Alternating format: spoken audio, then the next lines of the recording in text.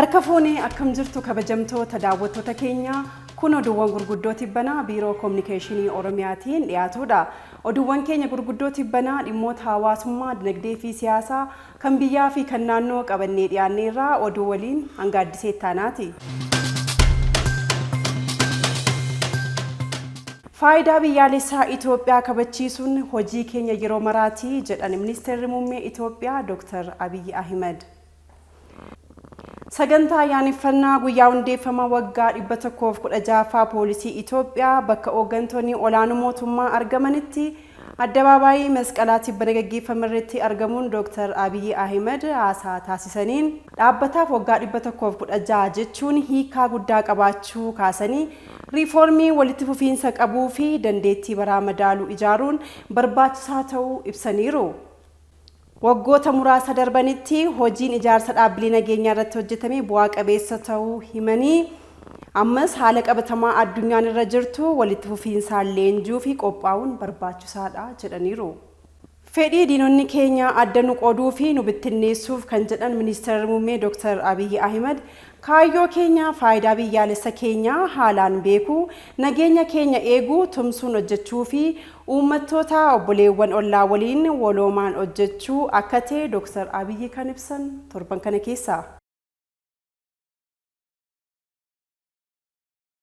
Mootummaan naannoo Oromiyaa lammii dorgomaa qaamaa fi sammuun qaroomee horachuuf xiyyeeffannoo addaa kennee hojjechaa jira jedhan sadarkaa pirezidaantii itti aanaatti qindeessaan kilaastera hawaasummaa obbo Saadaat Nashaa. Dabalata oduu kana Abbabee Ejjetaa akka taanutti qindeesseera. Taphni guutuu Oromiyaa 27ffaan mata duree sochiin ispoortii nageenya waaraa fi badhaadhina walootiif jedhuun magaalaa Ambootti gaggeeffamaa jira.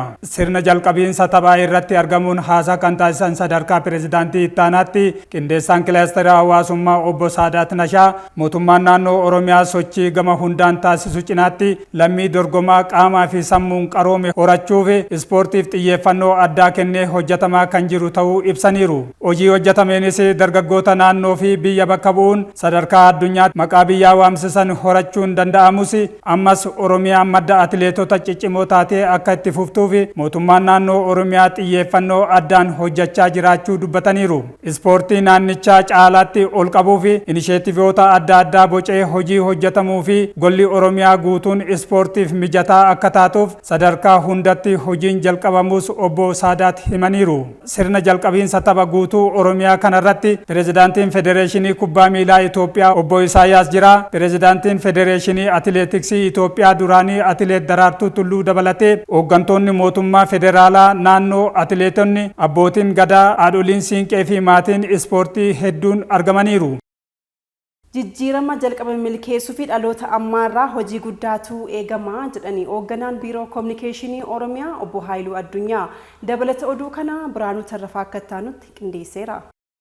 Gumiin balal marsaa 42ffaan mata duree aartiin ijaarsa biyya sabdaneettiif jedhuun adeemsifame. Gumiin balal kunis gahee sirna qeenxee sirna waloon bakka buusuu keessatti aartiin qabu irratti qorannoo hayyoonni yuunivarsiitii dhiyeessan irratti mari'atame. Sagantaa marii kanarrattis hoogganaan biiroo kominikeeshinii Oromiyaa obbo Haayiluu Addunyaa akka dubbatanitti aartiin lafee dugdaati. Aartiin seenaa seenessee abdii haaromsee jaalala ijaaruun galma waloo dhugoomsa jedhan. Biyyoonni industirii jabeessan seenessa qeenxee maksanii seenessa waloo ijaarratan.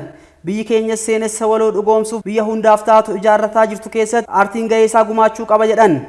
Artistoonni Oromoo durii seenaa labsuun dhaloota dammaqsaa turan. Artistoonni dhaloota ammaas ciminaan dhaloota sirna waloo ijaarratu irratti dammaqsuu qabu jedhan. Qaamoleen marii kanarratti argamanis guddina biyya tokkoo keessatti gaheen aartiin qabu olaanaa ta'uu ibsanii artistoonni keenyas cimanii irratti hojjechuu qabu jedhan.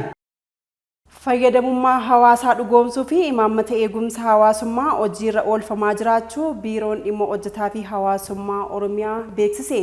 Dabalata oduu kana Abbabee Ejjetaa akka taanutti qindeesseera.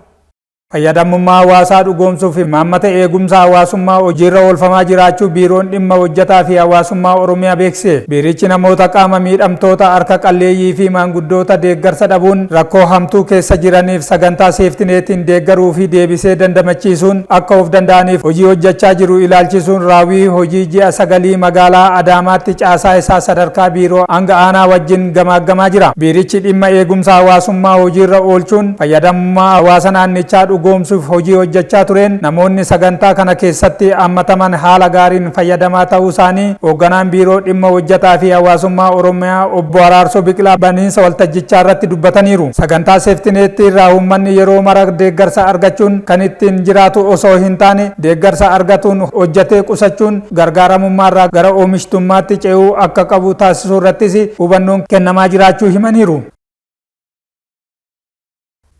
Egaan kabajamtoota daawwattoota keenya oduuwwan keenya gurguddoo tibbanaa biiroo koominikeeshinii Oromiyaatiin qabannee dhiyaanne kanarratti xumurreerra. Odeeffannoo dabalataa feesbuukii, yuutuubii, tiiktookii, teelegiraamii fi kallacha Oromiyaa laayik, sheer, sabskiraayib, koomeenti gochuun hordofaa isiniin jecha torban oduuwwan kan biroon hanga walitti deebinutti nagaan nuuf tura.